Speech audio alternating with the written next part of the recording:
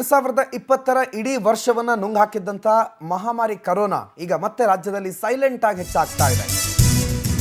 ರಾಜ್ಯ ರಾಜಧಾನಿಯಲ್ಲಿ ಹೆಚ್ಚುತ್ತಾ ಇರುವಂತಹ ಕರೋನಾ ಪ್ರಕರಣಗಳು ಸದ್ಯ ಈಗ ಆತಂಕಕ್ಕೆ ಕಾರಣ ಆಗಿದೆ. ಮತ್ತೆ ಕರೋನಾ ಬಂದೇ ಬಿಡುತ್ತಾ ಅನ್ನುವ ಪ್ರಶ್ನೆ, ಆತಂಕ ಎಲ್ಲವೂ ಕೂಡ ಮನೆ ಮಾಡಿದೆ. ಯಾಕಂದ್ರೆ ಕಳೆದ 24 ಗಂಟೆಗಳಲ್ಲಿ 9 ಪಾಸಿಟಿವ್ ಪ್ರಕರಣಗಳು ಪತ್ತೆಯಾಗಿದೆ. 47 ಜನರಲ್ಲಿ 46 ಜನ ಹೋಮ್ ಐಸೋಲೇಷನ್ ಅಲ್ಲಿದ್ದಾರೆ. ಒಬ್ಬರನ್ನ ಆಸ್ಪತ್ರೆಯಲ್ಲಿ ಇರಿಸಿ ಚಿಕಿತ್ಸೆಯನ್ನು ಕೊಡಿಸಲಾಗ್ತಾ ಇದೆ. ಬಟ್ 47 ಜನರಿಗೆ ಬೆಂಗಳೂರಿನಲ್ಲಿ ಅಂದ್ರೆ ಟೋಟಲ್ ರಾಜ್ಯದಲ್ಲಿ ಕೊರೋನಾ ಪ್ರಕರಣಗಳು ಇರೋದು, ಕೊರೋನಾ ಪಾಸಿಟಿವ್ ಇರೋದು ಪತ್ತೆಯಾಗಿದೆ. ಅದರಲ್ಲಿ ಹೆಚ್ಚಿನವಲ್ಲ ಸಾರಿ ಪ್ರಕರಣಗಳು. ಈಗ ಸದ್ಯ ಟೆಸ್ಟಿಂಗ್ ಮಾಡಲಾಗ್ತದೆ. ಯಾರ್ಯಾರು ಅಪಘಾತಕ್ಕೆ ಒಳಗಾಗಿರೋರು ಅವ್ರನ್ನೆಲ್ಲ ಆಸ್ಪತ್ರೆಗೆ ಅಡ್ಮಿಟ್ ಮಾಡ್ಕೊಳ್ಳೋ ಮುನ್ನ ಟೆಸ್ಟಿಂಗ್ ಮಾಡಿ ಅಡ್ಮಿಟ್ ಮಾಡ್ಕೊಳ್ಳಲಾಗ್ತಾ ಇದೆ. ಆ ಕೆಲಸವನ್ನು ಬಹುತೇಕ ಎಲ್ಲ ಆಸ್ಪತ್ರೆಗಳು ಮಾಡ್ತಾ ಇವೆ. ಬಟ್ ಪ್ರಕರಣಗಳ ಏಕಾಏಕಿ ಹೆಚ್ಚುವರಿ ಏನಿದೆ ಅದು ಸಹಜವಾಗಿ ಒಂದು ಆತಂಕವನ್ನು ಹುಟ್ಟುಹಾಕಿದೆ. ಯಾಕೆ ಪ್ರಕರಣಗಳ ಏಕಾಏಕಿ ಇಷ್ಟು ಜಾಸ್ತಿ ಆಗ್ತಾ ಇವೆ ಅಂತ ವೈದ್ಯರು ಕೂಡ ಪ್ರಶ್ನೆ ಮಾಡ್ತಿದ್ದಾರೆ. ಯಾವುದೇ ಟ್ರಾವೆಲ್ ಹಿಸ್ಟ್ರಿ ಇಲ್ಲದೇ ಇದ್ದವ್ರಿಗೂ ಕೂಡ ಕರೋನಾ ಸೋಂಕು ಪತ್ತೆ ಆಗ್ತಾ ಇದೆ. ಹಾಗಾಗಿ ಕರೋನಾ ಆತಂಕ ಮತ್ತೊಮ್ಮೆ ಎಲ್ಲಿ ಮನೆ ಮಾಡುತ್ತೋ ಅನ್ನುವಂಥ ಪ್ರಶ್ನೆಗಳು ಈಗ ಸದ್ಯಕ್ಕೆ ಕೇಳಿ ಬರ್ತಾ ಇದೆ. ಬಟ್ ಭಯ ಬೇಡ, ಆತಂಕ ಬೇಡ. ನಮ್ಮ ರಕ್ಷಣೆಯನ್ನು ನಾವು ಮಾಡ್ಕೋಬೇಕು. ಮಾಸ್ಕು, ಸ್ಯಾನಿಟೈಸರು ಇದೆಲ್ಲ ಸರ್ಕಾರನೇ ಕಡ್ಡಾಯಗೊಳಿಸುವ ಮುನ್ನವೇ ಅದನ್ನೆಲ್ಲ ಸರಿ ಮಾಡಿದ್ರೆ ಒಳ್ಳೆಯದು. ಇನ್ನು ರಾಜ್ಯಾದ್ಯಂತ ಕರೋನಾ ಕೇಸ್ಗಳ ಸಂಖ್ಯೆ ಹೆಚ್ಚುತ್ತಾ ಇರೋದ್ರಿಂದ ಪನಾದಿಂದ ಖಾಸಗಿ ಆಸ್ಪತ್ರೆಗಳಿಗೆ ಮಾರ್ಗಸೂಚಿಯನ್ನು ಬಿಡುಗಡೆ ಮಾಡಲಾಗಿದೆ. ಫನಾ ಅಂತ ಖಾಸಗಿ ಆಸ್ಪತ್ರೆಗಳು ಮತ್ತು ನರ್ಸಿಂಗ್ ಹೋಮ್ಸ್ನ ಅಸೋಸಿಯೇಷನ್ ಒಂದು ಗೈಡ್ಲೈನ್ಸ್ ಅನ್ನು ಬಿಡುಗಡೆ ಮಾಡಿದೆ.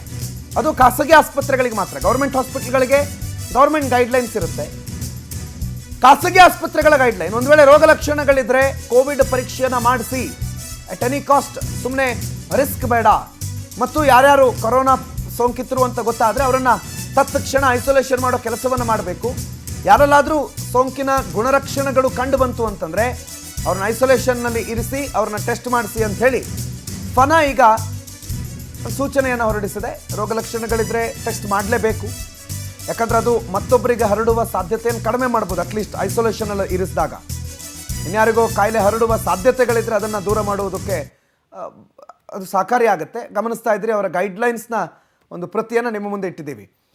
ಎಲ್ಲ ಖಾಸಗಿ ಆಸ್ಪತ್ರೆಯವರು ಒಂದಿಷ್ಟು ಪ್ರಿಪೇರ್ಡ್ನೆಸ್ ಸಿದ್ಧತೆಗಳಿರಬೇಕು. ಬೆಡ್ಡು, ವೆಂಟಿಲೇಟರು, ಆಕ್ಸಿಜನ್ನು ಇದರ ಸಿದ್ಧತೆ ಇರಬೇಕು. ಇನ್ನೊಂದು ಕಡೆ ಟೆಸ್ಟಿಂಗ್, ವ್ಯಾಪಕವಾಗಿ ಟೆಸ್ಟಿಂಗ್ ಆಗಬೇಕು. ಬೇರೆ ಬೇರೆ ಪ್ರಕರಣಗಳಲ್ಲಿ ಅಥವಾ ಬೇರೆ ಬೇರೆ ಆರೋಗ್ಯ ಸಮಸ್ಯೆಯಿಂದ ಆಸ್ಪತ್ರೆಗೆ ದಾಖಲಾಗುವವರನ್ನು ಮೊದಲಿಗೆ ವಿಶೇಷವಾಗಿ ಅವರನ್ನು ಟೆಸ್ಟ್ ಮಾಡಿ ಅವ್ರಿಗೆ ಕರೋನಾ ಸೋಂಕು ಇದೆಯೇ ಇಲ್ಲವೋ ಅನ್ನೋದನ್ನು ದೃಢಪಡಿಸಿ, ಒಂದು ವೇಳೆ ಕರೋನಾ ಸೋಂಕು ಇದೆ ಅಂತಂದರೆ ಅವರನ್ನು ಐಸೋಲೇಷನ್ನು ಅಥವಾ ಏನು ಕಟ್ಟುನಿಟ್ಟಿನ ಕ್ರಮಗಳಿದೆ ಅದನ್ನು ಕೈಗೊಳ್ಳುವಂತೆ ಸೂಚಿಸೋದು ಮತ್ತು ಮಾಸ್ಕು, ಸ್ಯಾನಿಟೈಸರ್ ಅದರ ಅಗತ್ಯತೆ, ಬಳಕೆ ಅದೆಲ್ಲದರ ಬಗ್ಗೆ ಗಮನವಹಿಸಿ ಅಂತ ಖಾಸಗಿ ಆಸ್ಪತ್ರೆಗಳಿಗೆ ಫನಾ ಮಾಹಿತಿ ಕೊಟ್ಟಿದೆ.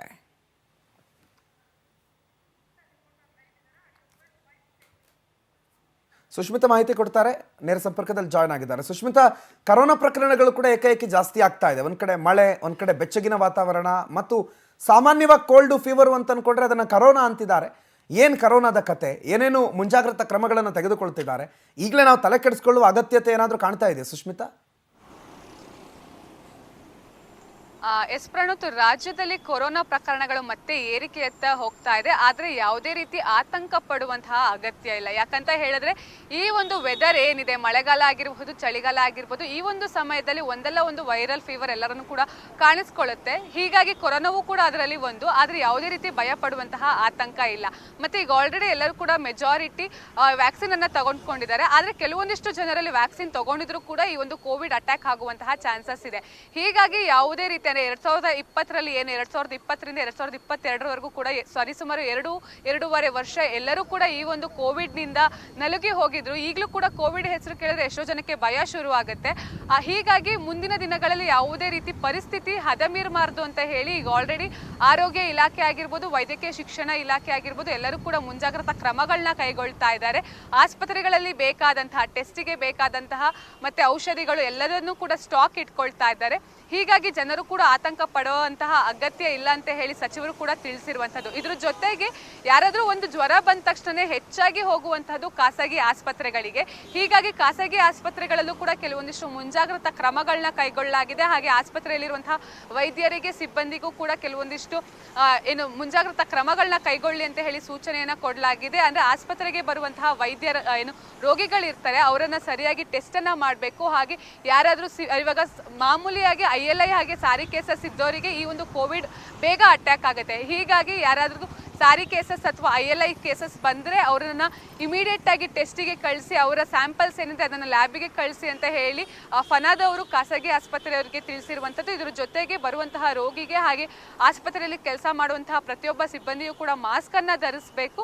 ಹಾಗೆ ಯಾವುದೇ ರೀತಿ ಅಂದ್ರೆ ಆಸ್ಪತ್ರೆಗಳಲ್ಲಿ ಕೆಲವೊಂದಿಷ್ಟು ವಾರ್ಡ್ಗಳನ್ನ ಕೋವಿಡ್ಗಾಗಿಯೇ ನೇಮಕ ಮಾಡಬೇಕು ಅಂತ ಹೇಳಿ ಇವಾಗ ತಿಳಿಸಿರುವಂತದ್ದು. ಇದ್ರ ಜೊತೆಗೆ ಸರ್ಕಾರಿ ಆಸ್ಪತ್ರೆಯಲ್ಲೂ ಕೂಡ ಅಂದ್ರೆ ಇವಾಗ ಬೆಂಗಳೂರು ಅಷ್ಟೇ ಅಲ್ಲದೆ ರಾಜ್ಯದಲ್ಲಿ ಹಲವೆಡೆ ಆಗಿರ್ಬೋದು, ಅಂದ್ರೆ ಧಾರವಾಡ ಆಗಿರ್ಬೋದು, ಮೈಸೂರು ಆಗಿರ್ಬೋದು, ಬೇರೆ ಬೇರೆ ಜಿಲ್ಲೆಗಳಲ್ಲೂ ಕೂಡ ಈಗ ಆಲ್ರೆಡಿ ಜಿಲ್ಲಾ ಏನು ಆರೋಗ್ಯ ಇಲ್ಲ ಅಧಿಕಾರಿಗಳಿದ್ದಾರೆ. ಅವರೆಲ್ಲರೂ ಕೂಡ ಜಿಲ್ಲಾಸ್ಪತ್ರೆಗಳಲ್ಲಿ 10 ಬೆಡ್ ಅನ್ನ ಮೀಸಲಿರಿಸಿರುವಂತದ್ದು. ಪರಿಸ್ಥಿತಿ ಹದಮೀರೋಕ್ಕಿಂತ ಮುಂಚೆನೆ ಎಲ್ಲ ರೀತಿಯ ಕ್ರಮಗಳನ್ನ ಕೈಗೊಳ್ತೀವಿ ಅಂತ ಹೇಳಿ ಆರೋಗ್ಯ ಇಲಾಖೆಯು ಕೂಡ ತಿಳಿಸಿರುವಂತದ್ದು. ಹಾಗೆ ಪ್ರಮುಖವಾಗಿ 10 ಕಡೆ ಈ ಒಂದು ಕೋವಿಡ್ ಟೆಸ್ಟ್ ಅನ್ನ ಮಾಡ್ಲಿಕ್ಕೆ, ಅಂದ್ರೆ ಇವಾಗ ರ್ಯಾಂಡಮ್ ಟೆಸ್ಟ್ ಅನ್ನ ಯಾರಿಗೂ ಕೂಡ ಮಾಡ್ತಾ ಇಲ್ಲ.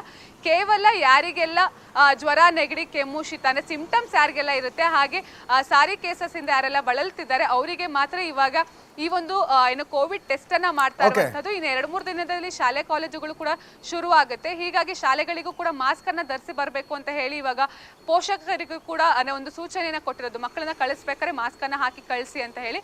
ಒಟ್ನಲ್ಲಿ ಈ ಒಂದು ಕೋವಿಡ್ ಅನ್ನ ತಡೆಗಟ್ಟಲಿಕ್ಕೆ ಎಲ್ಲಾ ರೀತಿಯ ಕ್ರಮಗಳನ್ನು ಕೂಡ ಬೇರೆ ಬೇರೆ ಇಲಾಖೆಯವರು ತೆಗೆದುಕೊಳ್ತಾ ಇದ್ದಾರೆ. ಹೀಗಾಗಿ ಜನರು ಕೂಡ ಆತಂಕ ಪಡುವಂತಹ ಅಗತ್ಯ ಇಲ್ಲ. ಪ್ರಾಣುತ್.